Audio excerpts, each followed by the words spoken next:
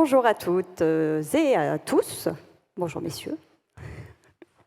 Alors, je suis ravie d'être devant vous aujourd'hui pour la deuxième fois. C'est la deuxième fois que j'anime un workshop sur la thématique de l'ikigai au salon professionnel. Donc, avec ce titre un petit peu aguicheur, limite un peu provocateur. Je vais vous expliquer pourquoi le job de rêve. Je m'appelle Céline Mercader-Couls, je suis coach et formatrice et ça fait 15 ans que j'accompagne des personnes, plus de 15 ans maintenant, le temps passe, que j'accompagne des personnes en transition professionnelle, donc des personnes en recherche d'emploi et des personnes en reconversion également. Alors, trouver son job de rêve avec l'ikigai, comme je vous disais, l'ikigai, moi, c'est un outil que j'utilise depuis quelques années maintenant. J'en ai fait même mon fonds de commerce, puisque c'est tout un programme que j'ai créé, toute une méthodologie que j'ai mise en œuvre et que j'applique, que je pratique avec les personnes que je coach, que j'accompagne depuis quelques années maintenant. Et puis, donc, trouver son job de rêve avec l'ikigai, c'est un côté un petit peu qui fait rêver, comme son nom l'indique. Mais en réalité, c'est quelque chose d'extrêmement pragmatique. Et puis, peut-être que certains d'entre vous ont déjà eu un petit peu une familiarisation avec la thématique de l'ikigai, on va y revenir. Mais c'est un outil qui est très intéressant pour se poser la question de son orientation ou de sa reconversion. Alors, je vois encore des personnes qui arrivent. Prenez place. Alors, en attendant de rentrer dans le cœur du sujet avec l'ikigai, peut-être qu'on peut commencer déjà ensemble à se poser la question de qu'est-ce qu'un job de rêve ? Parce que finalement, c'est un petit peu, peut-être un peu idéaliste de parler d'un job de rêve. Qu'est-ce qui peut le définir ? On aurait tous une définition un petit peu différente. Je vous propose quelques éléments de réponse. Vous me direz si ça vous parle. Alors, le job de rêve, ça pourrait être ce qui me donne envie de me lever tous les matins. Ça tombe bien, c'est un peu la définition de l'ikigai, on va y revenir. C'est ce qui fait du sens, c'est ce qui me donne le sentiment d'être utile, d'avoir un impact, d'avoir une utilité. Ce qui valorise mes compétences, mes aptitudes, ce qui me permet de mettre à profit, d'exploiter mes compétences. Mais c'est également ce qui me permet de respecter, d'être en lien, aligné avec mes valeurs et de les respecter. Et ma personnalité. Et puis, c'est ce qui me permet d'en vivre. Et ça aussi, c'est un élément clé que l'ikigai prend en considération, c'est cette dimension financière. Et c'est aussi la raison pour laquelle cet outil est à la fois idéaliste et pragmatique. Qui connaît l'ikigai ? Levez la main. Oh non, si peu. Qui en a déjà entendu parler vaguement, même sans savoir ce que... Ah, un petit peu plus. Alors, en 2018, quand je suis venue la première fois animer ce workshop, quand j'ai prononcé le mot ikigai, tout le monde me regardait avec des grands yeux, mais qu'est-ce que c'est que ça ? Puis aujourd'hui, on se rend compte que c'est un petit peu plus connu, il y a un petit peu plus d'effet de mode qui s'est fait aussi depuis, donc il y a un petit peu plus de mains qui se lèvent par rapport à ce mot. L'ikigai, à la base, c'est une philosophie de vie japonaise. Une philosophie, un art de vivre, donc c'est tout sauf quelque chose de concret. On est vraiment sur de l'état d'esprit. Et puis à la base, l'ikigai, ça vient de là, les Blue Zones. Je vais vous faire juste un petit historique très rapide pour que vous compreniez l'état d'esprit de l'ikigai, parce que c'est comme ça aussi qu'on arrive à rentrer dedans. Donc les Blue Zones, les voici, il y en a 5. Les Blue Zones, ce sont les zones dans le monde où il y a le plus de centenaires, et de centenaires en bonne santé. Petite précision aussi utile. Ces Blue Zones, elles ont été découvertes par Gianni Pes et Michel Poulain. Ils ont commencé par un petit village en Sardaigne où il y avait autant de centenaires hommes que femmes, ce qui les a un peu interpellés parce qu'on sait que, en tant que femme, on a l'espoir d'une vie plus longue que les hommes. Et pas dans ce village. Dans ce village, c'était équivalent. Donc ils se sont intéressés à ce village. Il y en avait 2-3 comme ça, posés sur une colline qui avaient les mêmes caractéristiques. Et puis de là, Dan Buettner, qui est un explorateur, reporter pour le National Geographic, s'est associé à leurs recherches et ils se sont dit, on va aller chercher un petit peu les autres Blue Zones dans le monde. Ils en ont trouvé 5.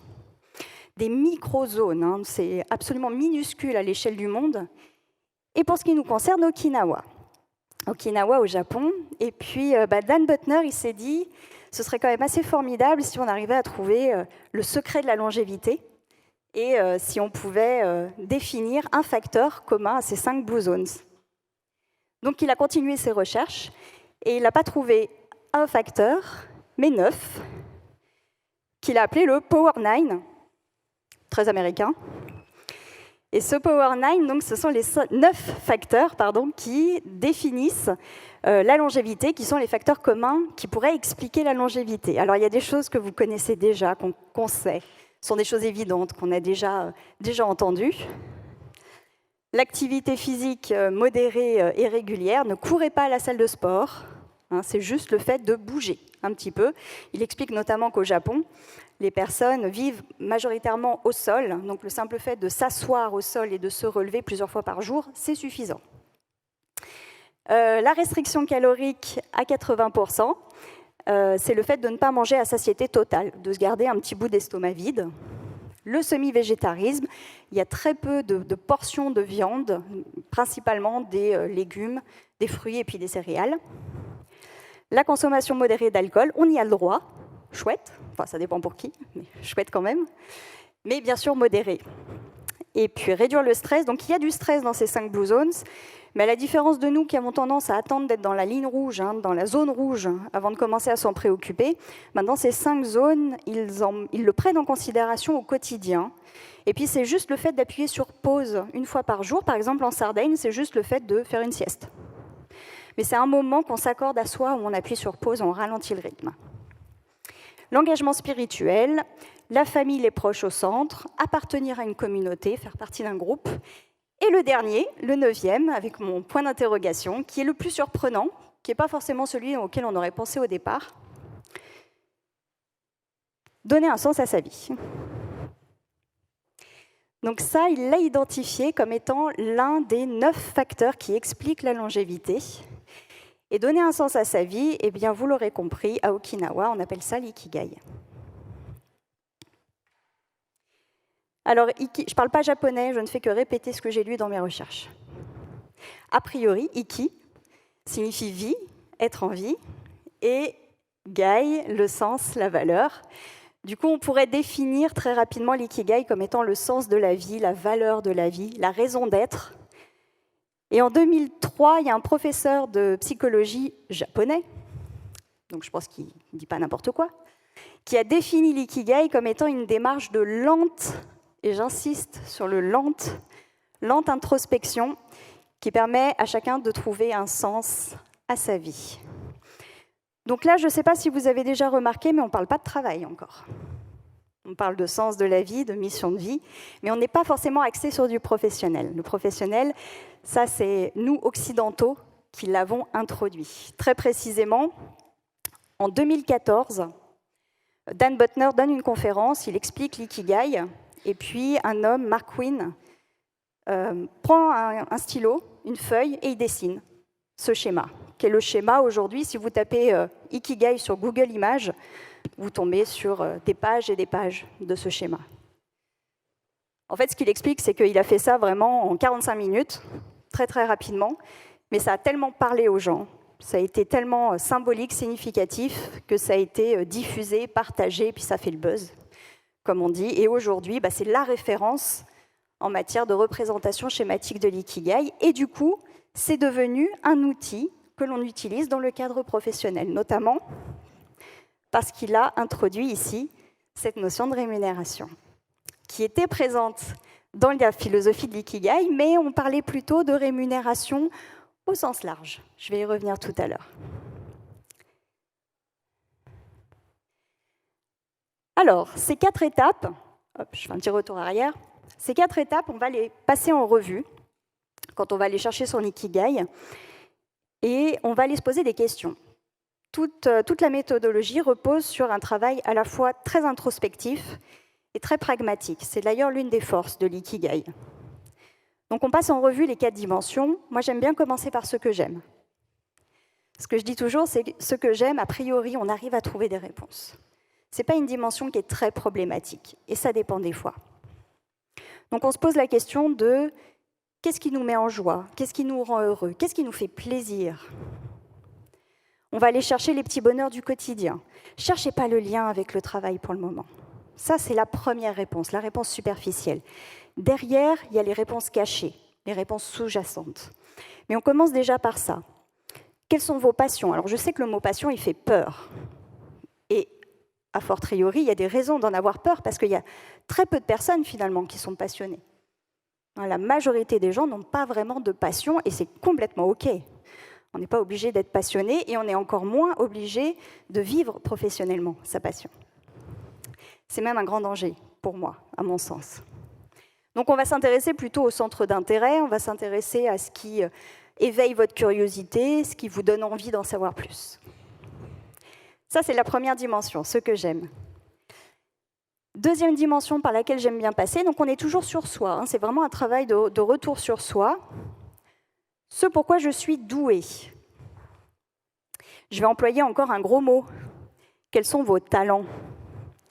Donc la même chose, souvent on me dit, mais moi j'ai pas de talent. Alors la bonne nouvelle, c'est que si, nous avons tous au moins un talent, mais il est bien souvent caché, parfois très bien caché. En fait, c'est lié à la définition même du talent. Le talent, il y a 3 caractéristiques qui le définissent. C'est quelque chose que l'on fait bien, on a de bons résultats. C'est quelque chose que l'on fait avec plaisir, et c'est quelque chose que l'on fait avec évidence. Et c'est précisément cette évidence qui pose problème. Parce que quand c'est évident pour nous, on a un peu le sentiment que ça l'est aussi pour les autres. Et donc on ne se rend pas compte qu'on est en train de faire quelque chose d'exceptionnel. Et du coup, pour switcher ça, je vais passer directement à la dernière. Quels compliments vous avez déjà reçus à plusieurs reprises, par plusieurs personnes différentes? C'est dans les yeux des autres qu'on va aller identifier nos talents. Et enfin, quelles sont vos principales réalisations, vos principales fiertés? Qu'est-ce que vous avez fait qui vous a rendu fier, ou vous avez senti que vous avez fait quelque chose de bien? Ça aussi, ça peut être une question intéressante dans cette dimension. Et là, encore une fois, il y a les premières questions, les questions apparentes, et puis il y a les réponses sous-jacentes, celles qui vont venir ensuite, bien souvent dans le travail de coaching, mais on peut le faire également dans un travail individuel en essayant de se reposer la question différemment, en laissant aussi le temps à ces réponses un peu sous-jacentes d'émerger. Troisième étape, ce dont le monde a besoin. Alors j'ai coutume de dire que c'est un peu l'étape mal considérée. C'est l'étape qu'on va laisser de côté. Souvent les jeunes, on leur demande qu'est-ce qu'ils veulent faire plus tard, qu'est-ce qu'ils aiment faire, et puis là où ils sont bons. Mais on ne leur demande pas pourquoi ils veulent le faire. Et c'est précisément ici que se situe la question du pourquoi, du sens au travail. L'utilité que l'on veut porter, elle est dans cette dimension. Et elle est sous-évaluée parce que c'est précisément aussi ici que je vois le plus de personnes en difficulté dans leur emploi qui me disent « mais moi, je fais un travail a priori que j'aime bien, je suis bon dans ce que je fais, je suis bien payé, mais je ne comprends pas ce que je fais, je ne sais pas pourquoi je le fais, je ne comprends pas mon utilité, à qui je sers, à quoi je sers. » C'est là que ça se passe. Donc, quelles sont vos valeurs? On va s'intéresser aux valeurs parce que les valeurs, c'est ce qui nous porte. Les valeurs, c'est ce qu'on a envie de défendre. C'est ce qu'on a envie aussi de respecter, de faire respecter. Quel impact vous voulez avoir sur le monde? Quelle est la trace que vous voulez laisser de votre passage? Attention, on ne parle pas de quelque chose d'absolument humaniste et universel. Ça peut être un impact à une échelle très locale, autour de soi, dans son univers à soi. Et puis, pour quelle cause vous êtes prêt à vous battre? Quelle est la cause que vous avez envie de défendre? Qu'est-ce qui vous anime suffisamment pour que vous ayez envie de vous investir? Avec cette question-là, avec cette dimension, on parle de soi, mais dans son rapport à l'autre et dans son rapport à l'extérieur, dans son rapport au monde. Donc on sort un petit peu de simplement ce retour sur soi qu'on avait initié avec les 2 premières étapes. Et puis, troisième étape, celle qui fait mal, ce qui me rémunère. Alors, c'est celle qui fait mal, mais néanmoins, c'est la clé de voûte de la définition de l'ikigai. Parce que si on n'a pas cet élément-là, est-ce que je peux en vivre? Est-ce que j'arrive à payer mes factures avec? On n'a pas un job de rêve. Le job de rêve, c'est clairement un job qui nous permet aussi de pouvoir en vivre. Ce n'est pas juste le job idéal, d'où la distinction entre les deux. Sinon, c'est un loisir ou du bénévolat, éventuellement. Donc c'est un peu ce qui va le différencier, justement, du loisir ou du bénévolat, c'est est-ce que je vais pouvoir en vivre?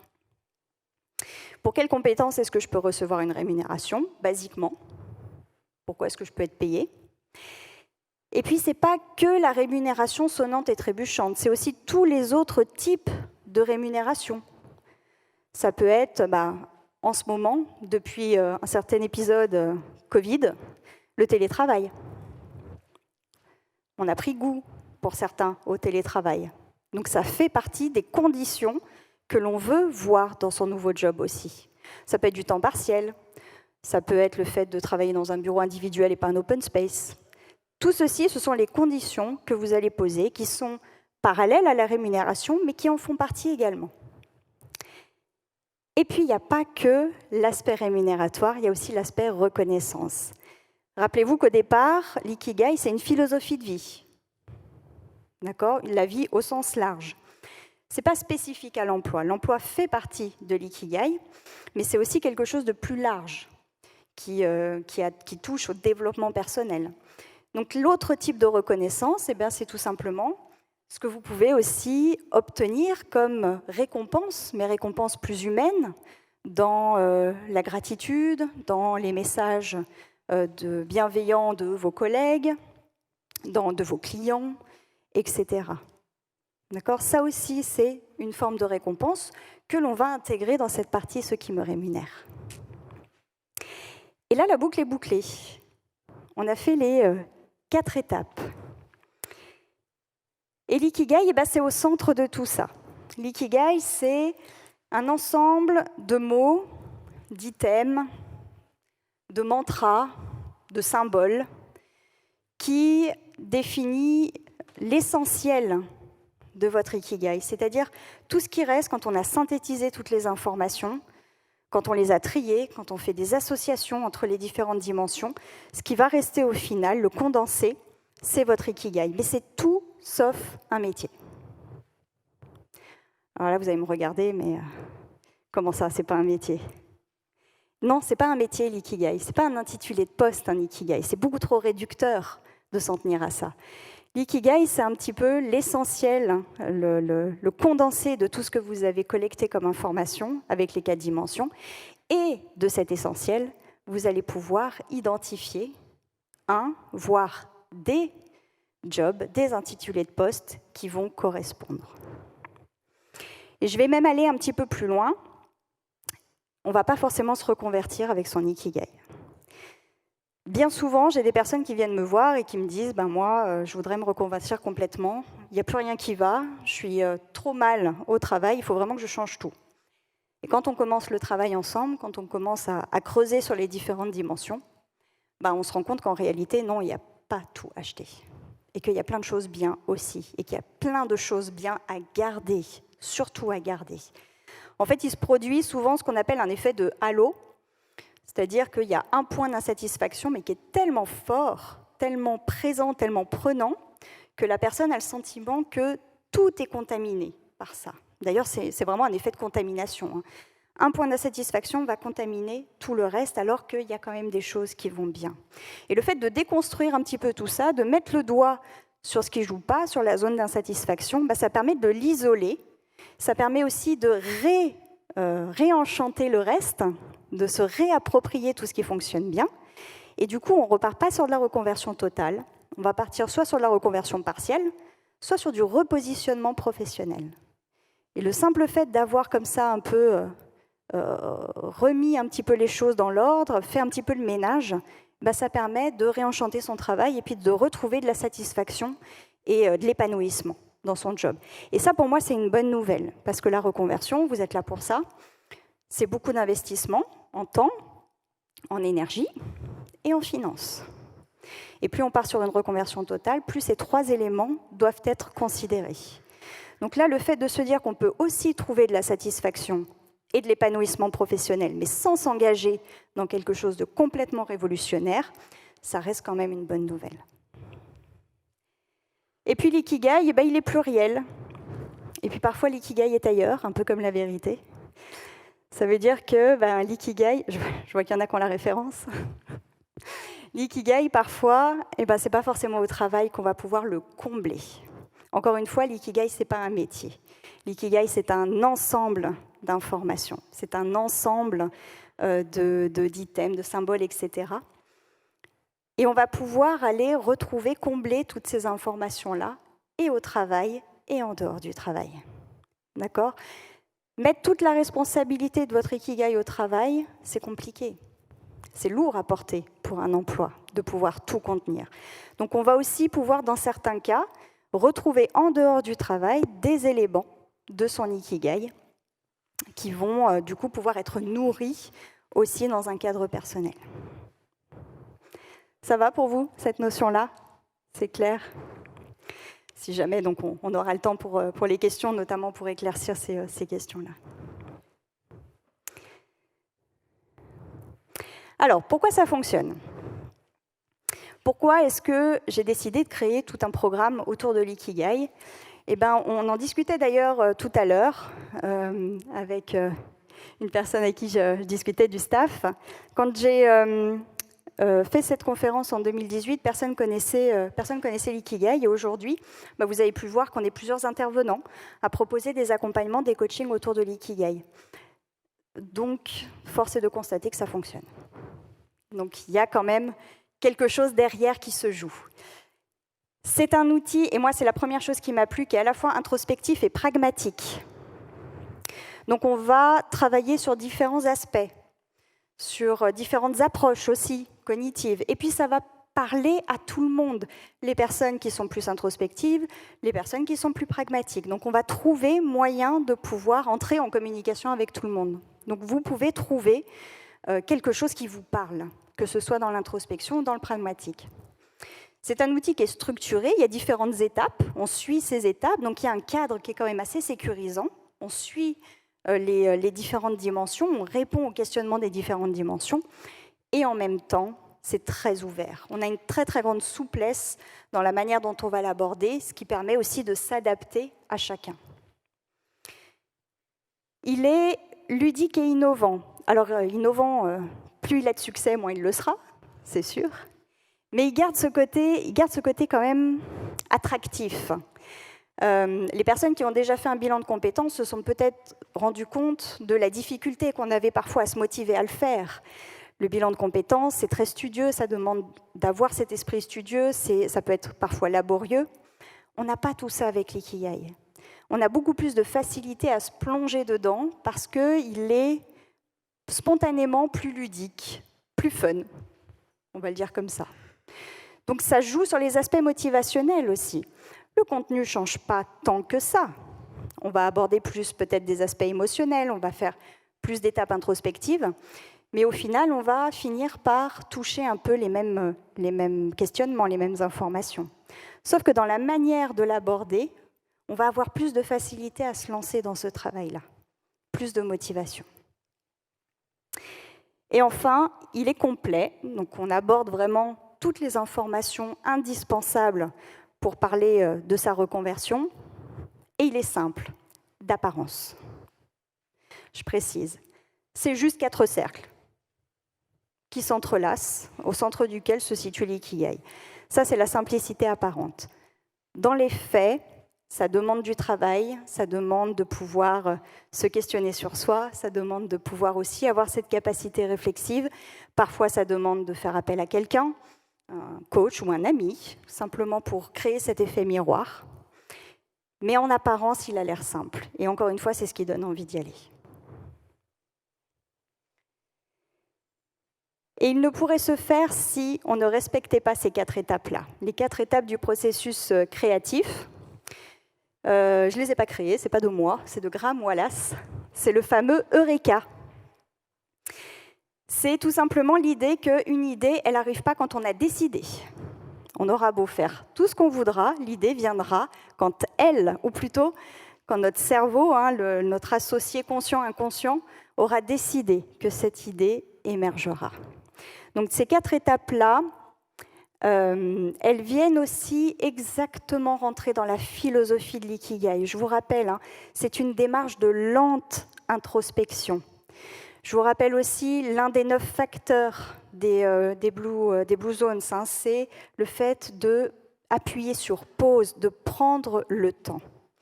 Et ça, c'est quelque chose qui peut être aussi difficile parce que quand on est dans une démarche de reconversion, on a envie que les choses avancent, on a envie d'y arriver, on a envie de trouver rapidement une solution. Sauf qu'avec l'ikigai, il faut accepter l'idée de lâcher prise et de prendre le temps. Première étape, c'est l'imprégnation ou la préparation, où on va aller collecter des informations. C'est tout ce qu'on fait avec toutes les réponses que l'on va apporter au questionnement. On collecte des informations. Donc là, pour ce travail-là, il vous faut un outil très hautement technologique, très digital, un carnet, un stylo.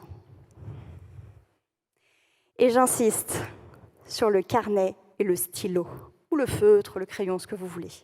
Il faut écrire. Taper sur un ordinateur, ce n'est pas la même chose. On n'utilise pas les mêmes aires du cerveau. Et le fait d'écrire, ça va vous permettre de délier votre pensée et de structurer vos idées. Donc vous vous aidez en faisant ça, en écrivant. Ça, c'est la première étape. Deuxième étape, c'est l'incubation. C'est celle qui est difficile parce que c'est celle où il faut lâcher prise. Il faut arrêter de rechercher des informations. Parce qu'on pourrait passer toute sa vie sur la première étape. Il y a un moment donné où il faut arrêter. Il faut laisser un petit peu de repos au cerveau. Et puis, il faut laisser le conscient aller dialoguer avec l'inconscient. Il faut les laisser un petit peu communiquer, jusqu'au jour où arrive l'illumination. L'illumination, c'est le jour où conscient et inconscient se sont mis d'accord et puis ils se sont dit « Ok, là, il y a une idée qui a l'air pas mal ». Donc l'illumination, elle arrive dans des moments totalement imprévus. Bien sûr, sinon c'est pas drôle. Elle arrive à un moment où on ne s'y attend pas. Et parfois, on passe à côté. On ne l'entend pas, cette idée. Alors je vous rassure, elle va revenir. Tant que vous ne l'avez pas entendue, tant que vous ne l'avez pas conscientisée, elle reviendra. Mais du coup, prêtez attention à ces moments où le corps et l'esprit sont un peu au mode repos. Moi, je sais, c'est sous la douche que ça se passe. C'est le moment où, voilà, il n'y a plus rien qui tourne, il n'y a plus rien qui réfléchit, il n'y a plus rien qui est en action. Et du coup, c'est le moment que choisit le cerveau pour envoyer l'information. Sauf qu'avoir l'idée, ce n'est pas suffisant. Il y a la dernière étape qu'il ne faut pas oublier, c'est la vérification. C'est-à-dire, je prends cette idée, et je vais aller vérifier sur le terrain, concrètement, est-ce qu'elle est réalisable? Est-ce qu'elle est concrétisable? Qu'est-ce que je peux en faire de cette idée? Et c'est sur cette base-là que vous allez pouvoir ensuite, on fait des microcycles régulièrement, et c'est ce qui va permettre au fur et à mesure d'identifier des idées, des projets, des métiers, des intitulés de poste qui vont vous permettre d'avancer ensuite sur de la reconversion. J'en ai terminé avec ce que j'avais à vous dire. Juste une dernière petite précision, qui est une bonne et une mauvaise nouvelle. C'est également comme ça que j'ai conclu mon intervention en 2018. C'est que votre ikigai, il n'est pas définitif. Ça veut dire que l'ikigai que vous allez réfléchir aujourd'hui, que vous allez identifier aujourd'hui, eh ben dans 2 ans, 5 ans, 10 ans, il sera différent. Alors vous allez me dire, oui, mais ça, ce n'est pas une bonne nouvelle. Si, c'est une bonne nouvelle, parce que du coup, ça vous oblige à continuellement vous reposer les questions, à continuellement réfléchir à où vous vous situez dans cet équilibre entre les 4 dimensions. Donc, à continuellement vous écouter, à vous poser les questions pour vous réaligner et être toujours dans cet équilibre. Donc, ça, c'est une bonne nouvelle. Qu'est-ce que vous en pensez?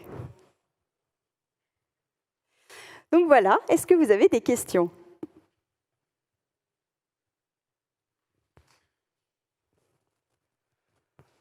J'ai été si claire que ça. Oui, je vous écoute.